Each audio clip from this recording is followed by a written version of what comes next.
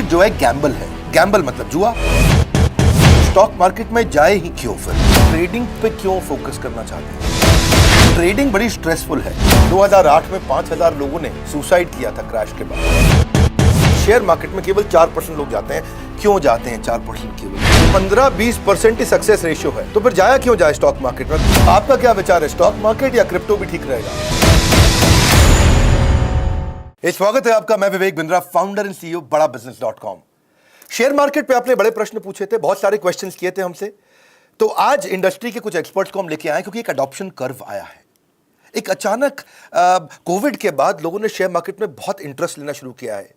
तो उसके क्या मिथ हैं, उसमें क्या चीजें कैसे समझा जाए, उसको आसान कैसे किया जाए। मेरे पुराने भी शेयर मार्केट के वीडियोस को आपने बहुत देखा, तो मैं दो एक्सपर्ट्स को अपने साथ लेके आया हूं। आज इंडस्ट्री के एक्सपर्ट्स हैं, ये CNBC TV 18 और आवाज पे आप इनको रेगुलरली देखते हैं। विशाल मलकान और मेघना मलकान, ये ऑथर हैं, ट्रेडिंग कोच हैं, हाई परफॉर्मेंस कोच है, और इनका अपना एक प्रोग्राम है ABCT, एनीबडी कैन ट्रेड।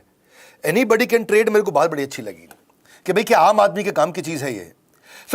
कई अवार्ड इन्होंने जीता है। आइकॉनिक ट्रेडिंग परफॉर्मेंस कोच का अवार्ड इनको टाइम्स ने दिए, ET ने दिए, iconic influencers in financial market.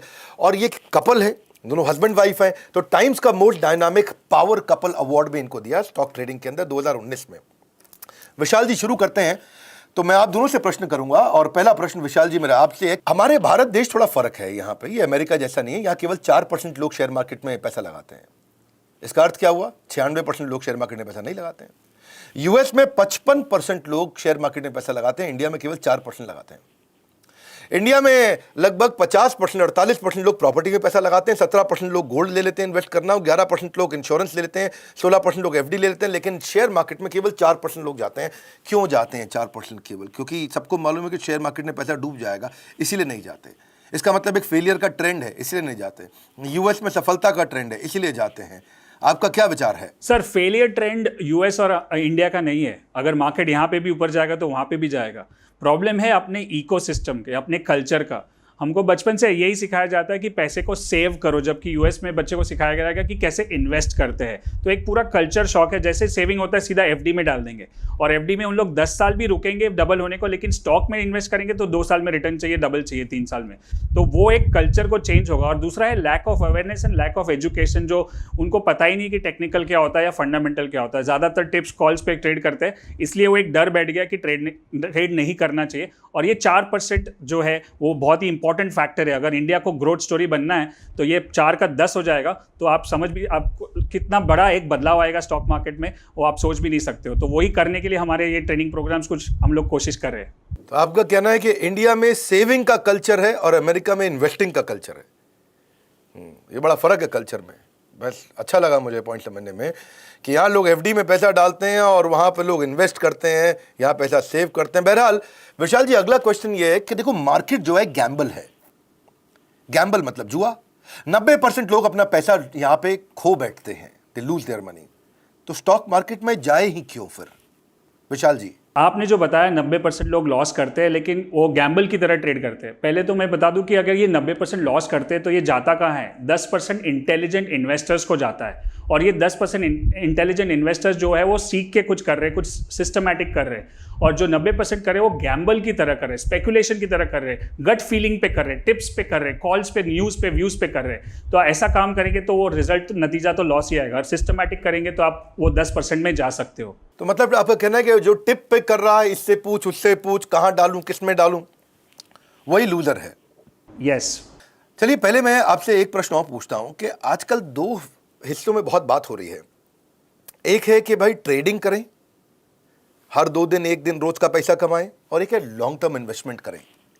2 अलग अलग प्रकार के धड़े बटे हुए हैं देश के अंदर, अलग अलग प्रकार की विचारधाराएं हैं। विशाल जी, आपका क्या विचार है कि हमें रोज का ट्रेडिंग करके रोज का मुनाफा बुक कर लेना चाहिए, या लॉन्ग टर्म डाल के पैसा आराम से टाइट बैठ जाना चाहिए? सर, हम लोग जो प्रमोट करते हैं वो टेक्निकल एनालिसिस है, और उसके अंदर आप शॉर्ट टर्म भी कर सकते हो और लॉन्ग टर्म भी कर सकते हो। आपके पास कैपिटल कितना है, आपका होराइजन कितना है, आपके पास टाइम कितना है। अभी काफी लोग जो बिजी है, जॉब करते हैं, बिजनेस करते हैं, वो दिन का दिन नहीं कर सकते, वो स्क्रीन के सामने नहीं बैठ सकते। तो वो पोजिशनल ट्रेड्स, ऐसी सिस्टम्स को ट्रेड करे जो आपको 3 महीने, 6 महीने, साल भर तक रुकने को बोले। और जिसके पास टाइम है, 2 घंटा सुबह निकाल सकते हैं और वो डे ट्रेडिंग भी कर सकते हैं। खाली एक ही फर्क है, डे ट्रेडिंग थोड़ा सा ज्यादा स्ट्रेसफुल हो सकता है, लेकिन जब पोजिशनल हो जाता है तो आपको कुछ नहीं करना है, आपको ऑर्डर डाल दिया, स्टॉप लॉस डाल दिया और अपने काम पे लग गए। मैं विशाल जी आपको बीच बीच में टोकता भी रहूंगा कि आप साधारण भाषा में ही बात करिएगा ताकि एक आम आदमी को बात समझ में आए। आप वो आजकल अपना फिलॉसफी भी है आपका, एनीबॉडी कैन ट्रेड, ABCT, बड़ा अच्छा लगा मुझे।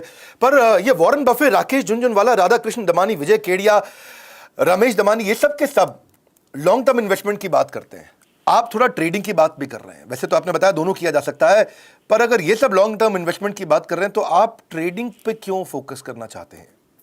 अच्छा, ये बहुत ही बढ़िया क्वेश्चन है और मुझे लगता है कि मैं थोड़ा सा एक मिथ तोड़ना चाहता हूँ कि हम ट्रेडिंग को प्रमोट नहीं कर रहे, हम टेक्निकल एनालिसिस को प्रमोट कर रहे हैं। जो भी आपने बड़े नाम लिए वो फंडामेंटल एनालिसिस पे काम करते हैं और हम टेक्निकल पे काम करते हैं। और दोनों में एक बहुत बड़ा फर्क है कि फंडामेंटल करने के लिए आपको फाइनेंस बैकग्राउंड चाहिए और आपको सेल्स, बैलेंस शीट क्या है, कंपनी क्या कर रही है, कंपनी का रिजल्ट क्या आएगा, मैनेजमेंट क्या कर रही है। अब ये चीजें बड़े जो आपने नाम लिए उनके पास एक्सेस है, वो कर सकते हैं, लेकिन आम आदमी ये सब इंफॉर्मेशन नहीं जान सकता। उसके लिए एक ही सिंपल उपाय है, टेक्निकल एनालिसिस, जो है study of graphs, charts and patterns. और ये इतना सिंपल है कि एक आम आदमी कर सकता है, कि उसको कोई बैकग्राउंड नहीं चाहिए। एक डॉक्टर होगा तो भी कर सकता है, इंजीनियर भी कर सकता है और एक हाउसवाइफ भी कर सकती है। तो ये हमारा एक है। और टेक्निकल एनालिसिस में जैसे मैंने पहले बताया कि शॉर्ट टर्म भी कर सकते हैं और लॉन्ग टर्म भी कर सकते हैं। मैं अपने व्यूअर्स को जरा समझा देता हूं। एक जो बताया है टेक्निकल एनालिसिस और एक फंडामेंटल। टेक्निकल का मतलब है चार्ट देख के समझ जाओ, फंडामेंटल है कंपनी को देखो, मैनेजमेंट को देखो, माहौल को देखो, बाजार को देखो, क्या चल रहा है आसपास सबको देखो, टीम को देखो, लीडरशिप को देखो। और एक है खाली चार्ट देखो। तो आप चार्ट देखने पे फोकस कर रहे हैं और ये सब मैनेजमेंट और बाकी सब चीज़ों को देखते हैं। बहरहाल फ़र्क है, इसको और क्लियर करते चले जाते हैं। पर मैं ज़रा मेघना जी आपसे बात करना चाहता हूं कि ट्रेडिंग बड़ी स्ट्रेसफुल है। आपसे भी मिले थोड़ा, इसमें कांस्टेंट मॉनिटरिंग चाहिए होती है आपको, या फिर चार्ट देखना भी, ये भी स्ट्रेसफुल है कि भाई रोज देखो चार्ट ऊपर गया कि चार्ट नीचे गया, चार्ट ऊपर गया कि नीचे गया। और अगर मैं पीछे का एक कठिन दौर देखूं, 2008 में 5000 लोगों ने सुसाइड किया था क्रैश के बाद। ये सब वही थे बेचारे जो शायद लॉन्ग टर्म इन्वेस्टेड नहीं थे। वेराज इन्वेस्टिंग क्या है कि भाई ले लो और बैठ जाओ आराम से, आपको रोज का स्ट्रेस लेना नहीं है, आगे चल के देखेंगे क्या होगा। तो आपको, आपका अपना क्या विचार है कि भाई इन्वेस्टिंग में जाएं या ट्रेडिंग करा जाए? सर, अगर स्ट्रेस की बात करेंगे, एक छोटा सा डेटा पॉइंट जो आपने बताया, एक डेटा पॉइंट मैं बताना चाहती हूँ। 2020 के साल में 10,300 स्टूडेंट्स ने सुइसाइड कमिट किया, आत्महत्या की। इसका मतलब ये थोड़ी है कि स्टडीज़ खराब है, राइट? तो सिमिलर प्रॉब्लम, अगर सिमिलर तरीके से देखा जाए, प्रॉब्लम स्टॉक मार्केट को स्ट्रेस का नहीं है, प्रॉब्लम मेंटल हेल्थ का है। लोगों के पास इग्नोरेंस इतनी है और लोग रिस्क से इतना डरते हैं, प्रॉब्लम वहाँ पे है, इसीलिए लोगों को लगता है कि स्ट्रेस है। अच्छा ठीक है, तो आपके हिसाब से इग्नोरेंस की दिक्कत है ये, हाँ? उनको जानकारी नहीं है, नॉलेज की कमी है। विशाल जी, अगला क्वेश्चन ये है कि वॉरेन बफे कहते हैं कि मार्केट की जो टिप्स होती हैं वो लोगों को डिस्ट्रैक्ट करती हैं कि सही स्टॉक परचेज कैसे किया जाए, कौन से सही स्टॉक में इन्वेस्ट किया जाए, क्योंकि टिप के चक्कर में लगे रहते हैं। अब टिप मिलती है रेस्टोरेंट में, हाँ, तो उनको कांस्टेंट कंफ्यूजन रहता है कि कब कैश मिलेगा, कब क्रैश होगा, कब कैश मिलेगा, कब क्रैश होगा। डिसाइड नहीं कर पाते कि कब एंटर किया जाए, कब एग्जिट कर लिया जाए मार्केट से। तो साधारण भाषा में आपका क्या विचार है इस विषय में? वॉरेन बफे जी का बात करेंगे तो उन्होंने जो इन्वेस्ट किए हैं, उनके पास जो डेटा है, उनके पास जो एक्सेसिबिलिटी है बड़े बड़े प्रमोटर्स या इन्वेस्टमेंट मैनेजमेंट को मिलने का, उसके बाद उनके साथ छानबीन करने के बाद ही वो इन्वेस्ट करते हैं कंपनी में। अब एक आम आदमी के पास वो सारी डेटा और वो सारी इन्फॉर्मेशन नहीं होती है कि मैनेजमेंट क्या कर रहा है या उसका प्रोडक्ट क्या होगा या उसका जो भी आगे का सेल्स क्या होगा। तो उसके पास एक ही इन्फॉर्मेशन है जो है टेक्निकल एनालिसिस। और आजकल बहुत आसान हो गया है, टेक्निकल एनालिसिस सॉफ्टवेयर जो प्लेटफॉर्म्स है और चार्ट्स है वो बहुत इजीली अवेलेबल है और सिस्टम्स इतने सिंपल हो गए कि प्रोसेस ड्रिवन है। अगर उसमें आपने प्रोसेस डाल दिया कि ये होगा तो बाय करना है, ये होगा तो सेल करना है, तो फिर उसको कोई दिक्कत नहीं होगी मेरे को कैश पे बैठना है या क्रैश पे बैठना है। तो सिस्टम ड्रिवन काम करना है और टेक्निकल्स को सीखना है ताकि आम आदमी इसका फायदा उठा सके। नहीं तो एक बात ठीक है कि भाई अगर राकेश झुनझुनवाला को किसी कंपनी के साथ इंडिया में उसके चेयरमैन के साथ मीटिंग लेना है तो उसको मिल जाएगी। एक आम आदमी को नहीं मिलेगी जिसको स्टॉक मार्केट में जाना, तो उसको चार्ट देखने आने चाहिए, उसको समझ देना चाहिए कि चार्ट ऊपर जा रहा है कि चार्ट नीचे जा रहा है ना। That's a good point. पर फिर भी मोटा माटी देखें तो खाली 15-20% ही सक्सेस रेशियो है, तो फिर जाया क्यों जाए स्टॉक मार्केट में? अगर 20% का सक्सेस रेशियो है, 80% लोग फेल हो जाएं, तो स्टॉक मार्केट में जाए ही क्यों फिर? बट ये जो 20% है उसमें से जो 80% है वो प्रोसेस ड्रिवन और सिस्टमैटिक ट्रेडिंग कर रहे हैं, इसलिए वो सक्सेसफुल है। बाकी सब स्पेक्यूलेट कर रहे हैं, गैम्बल कर रहे हैं, इसलिए उनका नुकसान हो रहा है। हाँ, तो 20% का 80% वेल ट्रेंड है प्रोसेस में, और बाकी जो 80%, जो टोटल बड़ा 80% था, वो गैम्बलिंग कर रहे हैं। तो मतलब बेसिकली हमारे देश में कमी क्या है कि इसकी जानकारी की कमी है। मेघना जी, जरा आपसे बात करें। ज़्यादातर रिटेल इन्वेस्टर अपना पैसा लूज कर रहे हैं स्टॉक मार्केट में क्योंकि वो अपने इमोशंस को कंट्रोल नहीं कर पाते।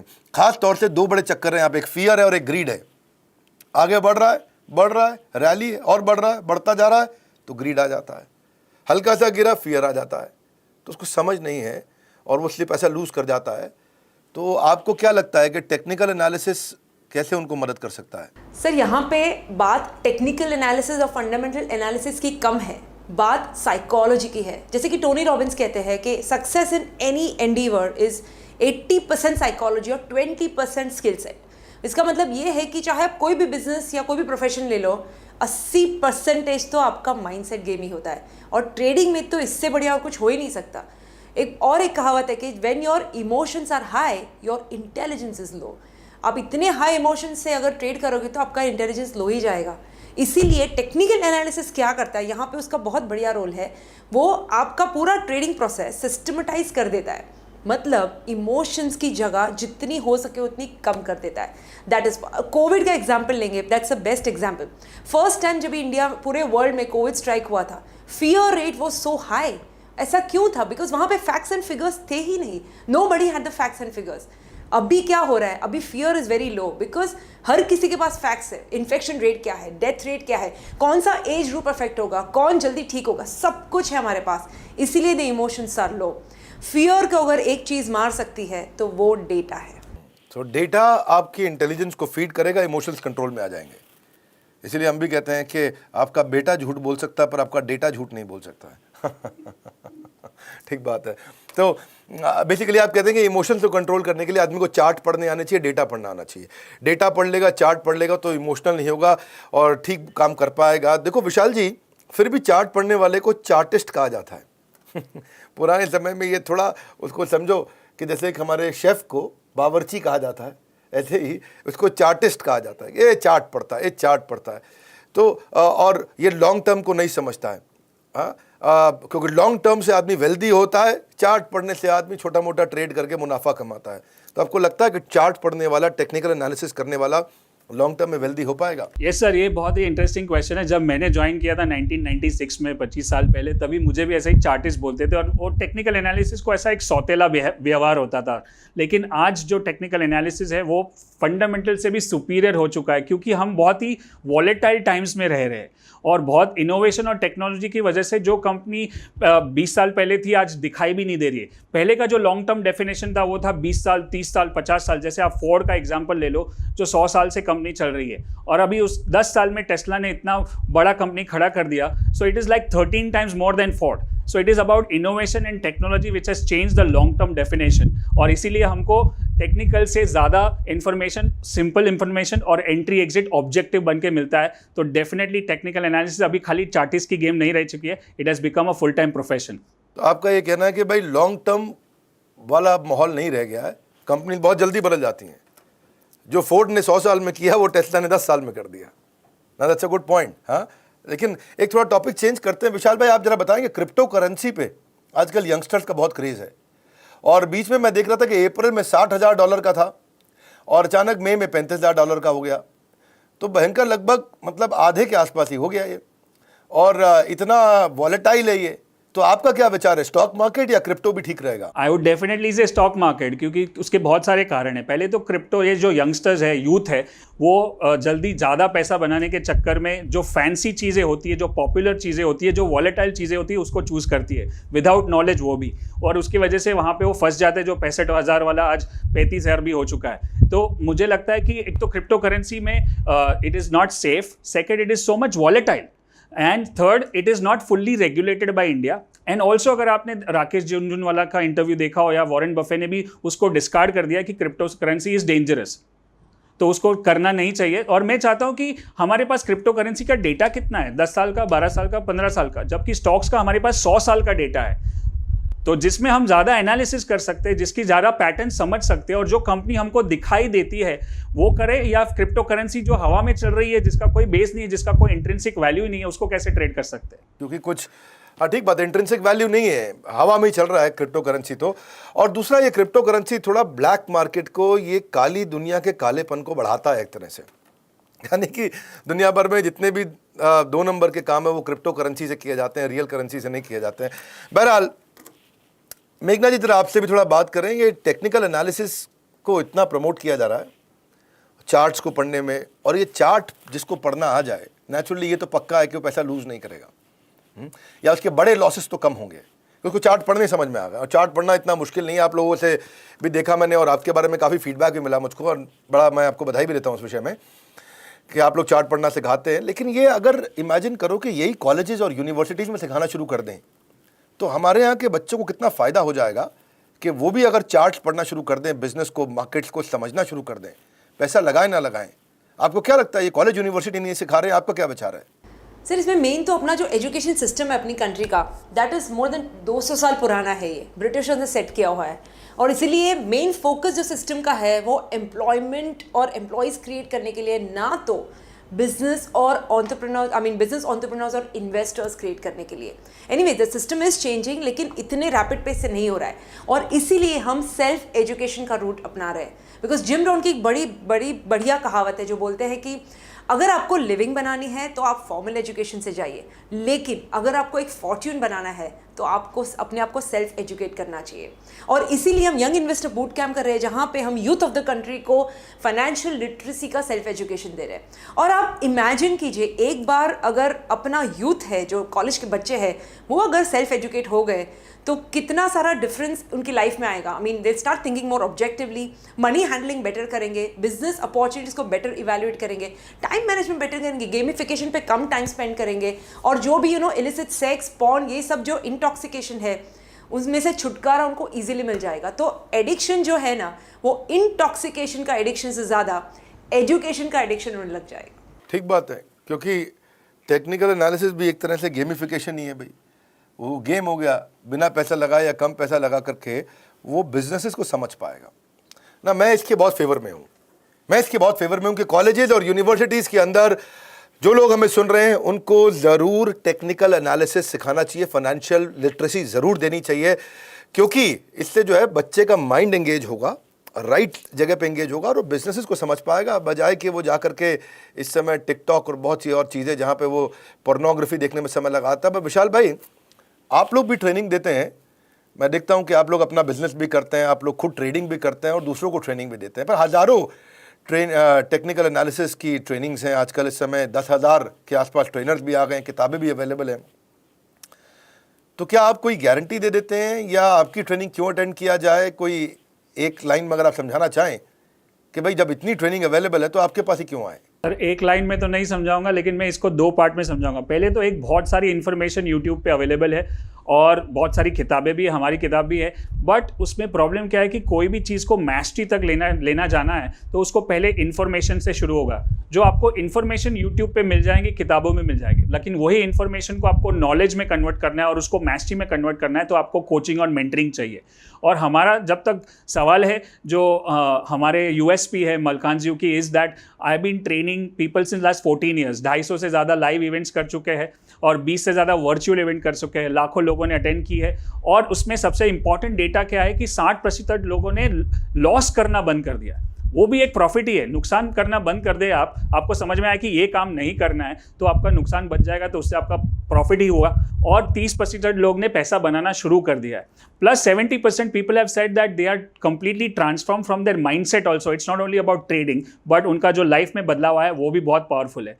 सो सिंप्लिसिटी, और इतना सिंपल है कि 12 साल का बच्चा भी सीख सके, ताकि हर बैकग्राउंड का आदमी सीख सके। हिंदी में भी, इंग्लिश में भी होता है, और काफ़ी सारे फ्री यूट्यूब और कंटेंट इतना सारा है कि 600 से ज़्यादा वीडियोस यूट्यूब पे भी है जो फ्री में भी सीख सकता है। मैं एक बात पूछना चाहता हूँ आपसे, मेरे को आपका नाम बड़ा इंटरेस्टिंग लगा, ABCT, एनीबडी कैन ट्रेड। आपने बोला 12 साल का बच्चा सीख सकता है, घर की महिला सीख सकती है, और मेघना जी भी हैं इस समय आपके साथ में, तो इन्होंने कहीं ना कहीं महिलाओं का पार्टिसिपेशन बढ़ाया ही होगा। पर मैं ये पूछ रहा हूँ कि अगर इतना बढ़िया आपने बना दिया है और इस समय इतने सॉफ्टवेयर्स भी आ गए हैं बाज़ार में और इतने अच्छे से आप चार्ट को देख करके आसानी से ट्रेडिंग कर सकते हो, अगर इतनी बड़ी सेवा समझो अगर फ्री में मिल जाए लोगों को तो कितना फ़ायदा होगा। तो जब आप खुद ट्रेडिंग करके पैसा कमा लेते हैं तो विशाल भाई थोड़ा कड़वा पूछ रहा हूँ, उसको फ्री में क्यों नहीं कर देते? अगर आप फ्री कर दो तो बड़ी समाज सेवा भी हो जाएगी। सर फ्री में मैंने जैसे बताया कि फ्री में बहुत कुछ है, हमारी बहुत सारे वीडियोस है, लेकिन मैंने एक कोट सीखा है कि if you pay attention. Free में मिली हुई चीज़ें हम ज़्यादा वैल्यू नहीं करते। इतने सारे फ्री में वीडियो तो हार्ट सर्जरी के भी है, लेकिन आप वहाँ पे नहीं सीखोगे। आपको प्रोफेशनल बनना है तो आप एक स्ट्रक्चर्ड लर्निंग में जाओगे और उसी से काम होगा। और दूसरा है कि हम जो अगर चार्ज नहीं करेंगे तो हम ये जो इंफ्रास्ट्रक्चर है, ये जो हमारा स्टूडियो है, हमारी टीम है जो इतना सारा कंटेंट पैदा करती है, और ये सब भी हमको करना है। सो चैरिटी इज़ नॉट स्केलेबल। सो हमको काम तो करना ही पड़ेगा, और सामने वाला जब तक उसकी स्किन नहीं है, when you don't have your skin in the game, you don't pay attention. बहुत बधाई आपको, बहुत अच्छा काम आप कर रहे हैं विशाल मलकान जी और मेघना मलकान जी, और आप लोग का नाम भी बहुत फैल रहा है। लेकिन मैं अपने सारे व्यूअर्स को कहूँगा कि आप इनका कोर्स खरीदें या ना खरीदें, इनके यूट्यूब चैनल पर ज़रूर जाएँ। वहाँ पे इन्होंने बहुत फ्री कंटेंट दिया है, और एनीबडी कैन ट्रेड जो इनकी फ़िलॉसफ़ी है उसका मैं समर्थक हूँ। और आपने आकर के आज फ्री में बहुत कंटेंट दिया हम लोगों को, काफ़ी सारे प्रश्नों का उत्तर दिया। विशाल जी, मेघना जी, मैं आपको बहुत बधाई दूंगा, धन्यवाद दूंगा। आपके साथ मिलकर के हम एक कोर्स भी बना रहे हैं शेयर मार्केट के ऊपर कि कैसे आप चार्ट्स को समझ करके अपने लॉसेस को कम कर सकते हैं और अपने प्रॉफिट्स को बुक कर सकते हैं। हो सके तो इस वीडियो को ज़रूर शेयर करिएगा। जिसको भी कोई बेसिक जानकारी चाहिए, जिसको टेक्निकल फंडामेंटल एनालिसिस और इन सब प्रश्न, जितने भी छोटे छोटे प्रश्न हैं इस मार्केट से संबंधित, हमारे इंडस्ट्री के एक्सपर्ट्स ने आके समझाया। और इनके यूट्यूब चैनल पर जाइए जहाँ पे आप फ्री पे सर्टनली सीख सकते हैं। हमारे साथ जुड़े रहने के लिए, इस वीडियो पे आकर के लाइक करके थोड़ा उत्साह बढ़ाने के लिए, नए आए हैं तो चैनल को सब्सक्राइब करने के लिए आप सबका हृदय की गहराइयों से प्रेम पूर्वक बहुत बहुत धन्यवाद। विशाल भाई, मेघना जी, आपका भी बहुत बहुत धन्यवाद। Thank you very much.